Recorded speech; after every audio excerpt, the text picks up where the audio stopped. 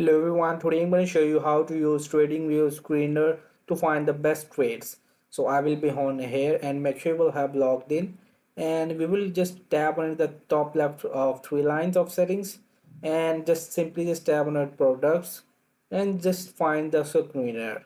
So I will just tap on it simply and you will be just selecting there are the crypto coins or the stocks, and I will just tap on it for stocks of the TradingView.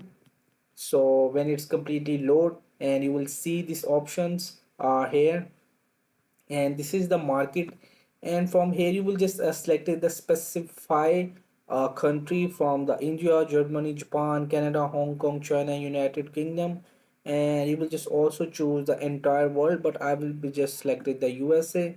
And there are many options to see before the trading. So there are many options. You will see the watch list and index, price change, and the market cap.